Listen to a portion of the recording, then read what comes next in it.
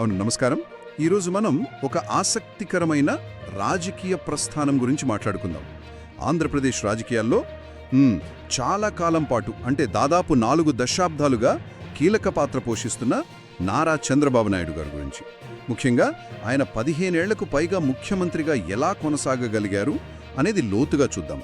అవును, ఇది నిజంగా చెప్పుకోవాల్సిన ప్రయాణం. ఎందుకంటే ఆయన రాజకీయ జీవితంలో ఎన్నో ఎత్తుపల్లాలున్నాయి. కాబట్టి ఈ చర్చలో మనం ఆయన ముఖ్యమైన విజయాలు, ఎదుర్కొన్న సవాళ్లు, ఆయన్ని విజనరీ అని ఎందుకంటారో ఆ విషయాలన్నింటినీ కొంచెం విశ్లేషిద్దాం. కరెక్ట్. అసలు విషయం ఏంటంటే పెద్ద రాజకీయ నేపథ్యమేమీ లేదు. ఒక సాధారణ మధ్యతరగతి కుటుంబం నుంచి వచ్చారు. మరి అలాంటి వ్యక్తి ఇన్నేళ్ల పాటు తెలుగు రాష్ట్రాల రాజకీయాల్లో ఇంత బలంగా ఎలా నిలబడగలిగారు?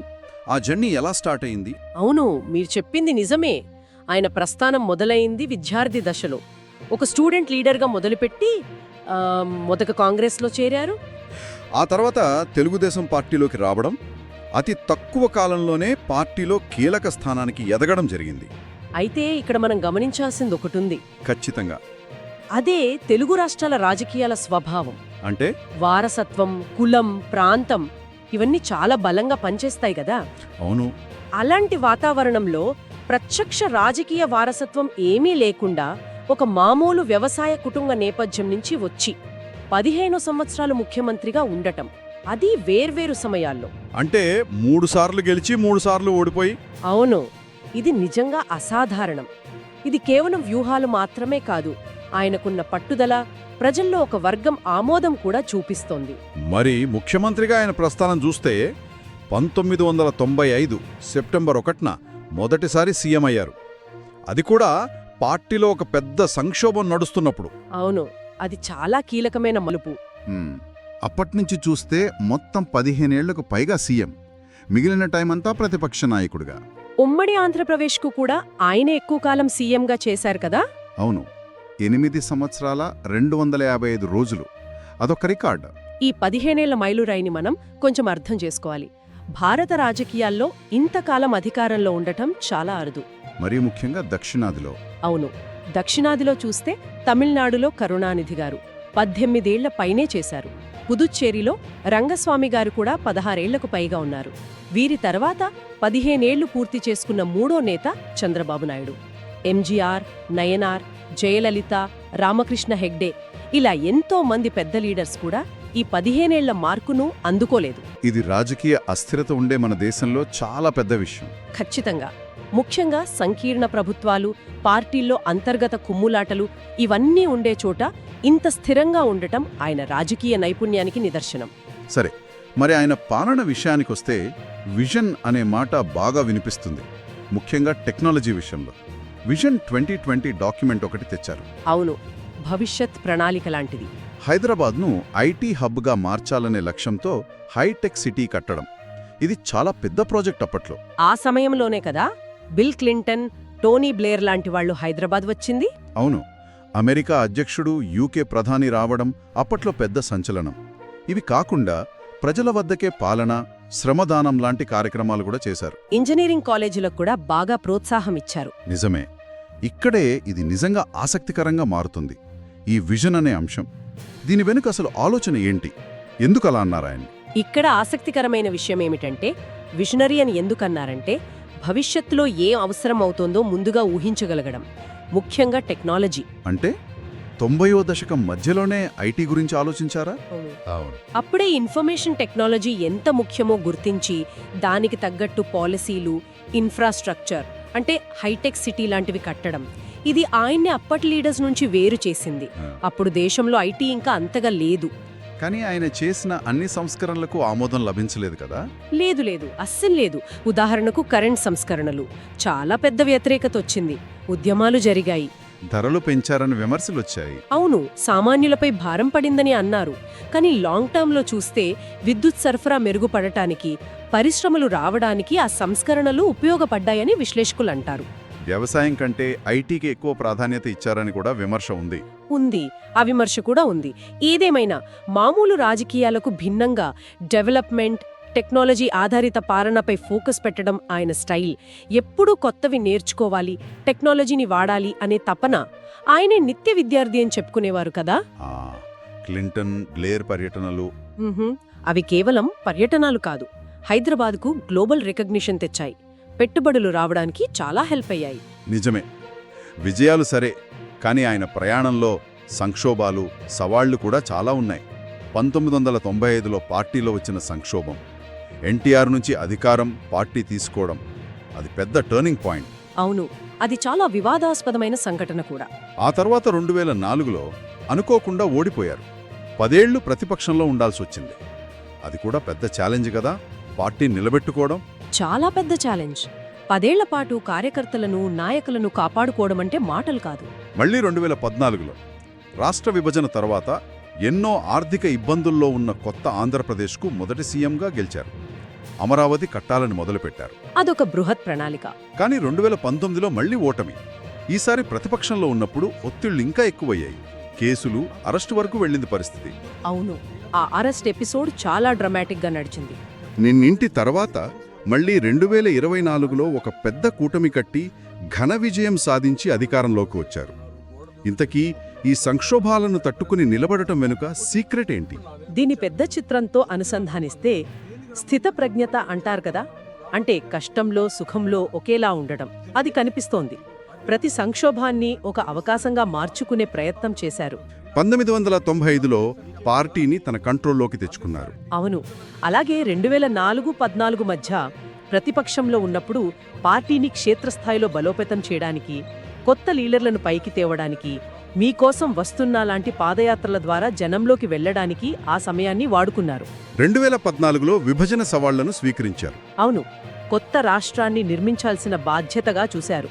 ఇక 2019 తర్వాత వచ్చిన ఇబ్బందులు, కేసులను కూడా రాజకీయంగా తనకు అనుకూలంగా మార్చుకునే ప్రయత్నం చేశారు.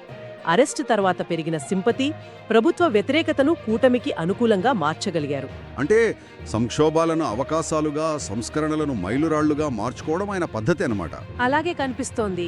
ఇది కేవలం తట్టుకోవడం కాదు, ఆ దెబ్బల నుంచి మరింత బలంగా తిరిగి రావడం. రాష్ట్ర రాజకీయాలే కాదు, జాతీయ రాజకీయాల్లో కూడా ఆయన ప్రమేయం ఉంది కదా. ముఖ్యంగా 90లలో తర్వాత కూడా కాంగ్రెస్ ఇతర ప్రభుత్వాల ఏర్పాట్లో కీలక పాత్ర పోషించారు. అవును, యునైటెడ్ ఫ్రంట్, ఎన్డీఏ ప్రభుత్వాల ఏర్పాట్లో ఆయన చాలా యాక్టివ్గా ఉన్నారు. ఇన్నేళ్లైనా ఆయన రాజకీయ వ్యూహాలు, ఎనర్జీ, పట్టుదల పెద్దగా మారినట్టు అనిపించదు. ఇప్పుడు 75 ఏళ్ల వయసులో కూడా చాలా చురుగ్గా ఉన్నారు. ఆయన కొడుకు లోకే గారే అన్నారట, ఆయన స్పీడ్ అందుకోవడం కష్టమని. ఈ దీర్ఘకాలిక స్థిరత్వం, అంటే నిలకడైన పంథా వెనుక ఒక స్పష్టమైన లక్ష్యం, దాన్ని చేరడానికి నిరంతరం పనిచేయడం కనిపిస్తోంది. జాతీయ రాజకీయాల్లో 1996లో యునైటెడ్ ఫ్రంట్ గవర్నమెంట్కి స్టీరింగ్ కమిటీ కన్వీనర్గా చేయడం, తర్వాత వాజ్పేయి గారి ఎన్డీఏకి బయట నుంచి సపోర్ట్ ఇవ్వడం, ఇవన్నీ ఆయనకు నేషనల్ లెవెల్లో గుర్తింపు తెచ్చాయి. సంకీర్ణాలను నడపడంలో కూడా ఆయనకు అనుభవం ఉంది. అవును, ప్రాంతీయ పార్టీలను కలపడంలో ఆయన నైపుణ్యం చూపించారు. ఇంకా ఆసక్తికరమైన విషయం ఏంటంటే, ఆయన రాష్ట్రంలో చేసిన కొన్ని పనులు, ఆలోచనలు తర్వాత నేషనల్ లెవెల్లో వేరే స్కీమ్స్గా వచ్చాయని కొందరు విశ్లేషిస్తారు. అలాగా? ఉదాహరణకు రాష్ట్రంలో క్లీన్ అండ్ గ్రీన్ అని చేశారు. దానికి తర్వాత వచ్చిన స్వచ్ఛ భారత్కు కొంత పోలిక ఉంది. అలాగే మహిళా స్వయం సహాయక సంఘాలు, ఎస్హెచ్జీస్, వాటికి తక్కువ వడ్డీకి లోన్లు ఇప్పించడం లాంటివి చేశారు కదా. అవును, డ్వాక్రా గ్రూపులు. అవి తర్వాత వచ్చిన జన్ధన్ యోజన, ముద్రా లోన్ లాంటి పథకాలకు ఎక్కడో ఒక చోట స్ఫూర్తినిచ్చి ఉండొచ్చు అని అంటారు. అంటే కొన్ని ఐడియాలను ముందుగానే గుర్తించి అమలు చేయడం ఆయన పద్ధతి. మరి ఇప్పుడు 2024లో 4వసారి సీఎంగా బాధ్యతలు తీసుకున్నారు. ప్రస్తుతం ఆయన ముందున్న పనులు, లక్ష్యాలు ఏంటి? దేనిపై ఎక్కువ దృష్టి పెడుతున్నారు? అవును, ప్రధానంగా 2 పెద్ద ప్రాజెక్టులు కనిపిస్తున్నాయి. ఒకటి అమరావతి రాజధాని నిర్మాణం పూర్తి చేయడం, రెండోది పోలవరం ప్రాజెక్టును పూర్తి చేయడం. ఇవి 2 చాలా కీలకమైనవి. అవును, వీటితో పాటు రాష్ట్ర ఆర్థిక పరిస్థితిని చక్కదిద్దడం కూడా పెద్ద సవాలే. ఖచ్చితంగా. ఇప్పుడున్న పరిస్థితుల్లో, అంటే ఆర్థిక సవాళ్లు, విభజన ఇంకా పూర్తికాని సమస్యలు, రాజధాని గందరగోళం, ఇలాంటి టైంలో చంద్రబాబు గారి 45 ఏళ్ల అనుభవం రాష్ట్రానికి ఉపయోగపడుతుందని చాలామంది నమ్ముతున్నారు. అమరావతిని పూర్తి చేయాలనేది ఆయన డ్రీమ్ ప్రాజెక్ట్. అదే సమయంలో అన్ని ప్రాంతాల అభివృద్ధి కూడా చూడాలి. అవును, పోలవరం అయితే రాష్ట్రానికి లైఫ్ లైన్ లాంటిది. దాన్ని సెంట్రల్ గవర్నమెంట్ హెల్ప్తో పూర్తి చెయ్యాలి. ఆయన ఫోకస్ ఎప్పుడూ డెవలప్మెంట్, ఇన్వెస్ట్మెంట్లను ఆకర్షించడంపైనే ఉంటుంది. గతంలో హైదరాబాదును ఐటీ హబ్గా చేసినట్టు ఇప్పుడు ఆంధ్రప్రదేశ్లో కూడా పరిశ్రమలు, సర్వీస్ సెక్టర్ను డెవలప్ చేయాలని చూస్తున్నారు. అవును, రాష్ట్ర ప్రభుత్వం, కేంద్ర ప్రభుత్వం కలిసి పనిచేస్తే డబుల్ ఇంజిన్ గ్రోత్ వస్తుందనే ఆలోచన కూడా ఉంది. అయితే గత అనుభవాలు, మారిన రాజకీయాల నేపథ్యంలో ఇవన్నీ ఎంతవరకు వర్కౌట్ అవుతాయో చూడాలి. అడ్మినిస్ట్రేషన్లో స్పీడ్ పెంచి పనులు త్వరగా చెయ్యాలని చూస్తున్నట్టున్నారు. కాబట్టి దీని అర్థమేమిటి? మొత్తం ఈ చర్చను ఒక్కసారి వెనక్కి తిరిగి చూస్తే కొన్ని విషయాలు స్పష్టంగా కనిపిస్తున్నాయి. 1. చాలా సుదీర్ఘమైన రాజకీయ జీవితం, రికార్డు స్థాయిలో సీఎం పదవి. 2. హైదరాబాద్ ఐటీ లాంటి వాటితో విజనరీ అనే పేరు తెచ్చుకోవడం. 3. ఎన్నో రాజకీయ, వ్యక్తిగత సంక్షోభాలను తట్టుకొని నిలబడటం, మళ్లీ అధికారంలోకి రావటం. 4. డెవలప్మెంట్, టెక్నాలజీపై ఎప్పుడూ ఒక ఫోకస్ ఉండటం. ఇవన్నీ కలిపి ఆయన రాజకీయ పర్సనాలిటీని డిఫైన్ చేశాయి. నిజమే. ఒక సామాన్య నేపథ్యం నుంచి వచ్చి రాష్ట్ర, జాతీయ రాజకీయాలను ఇన్నేళ్లు ప్రభావితం చేయడమంటే చిన్న విషయం కాదు. అవును, ఆయన విజన్ మీద, సంస్కరణల మీద భిన్నాభిప్రాయాలుండొచ్చు. కానీ ఆయనకున్న అడ్మినిస్ట్రేటివ్ ఎక్స్పీరియన్స్, పొలిటికల్ స్ట్రాటజీ, పని పట్ల నిబద్ధత, కమిట్మెంట్, దాని ఒక పవిత్ర కార్యంగా డెడికేషన్ చూడటం, ఇవే ఆయన్ని ఇన్ని సంవత్సరాలు నిలబెట్టాయని చెప్పొచ్చు.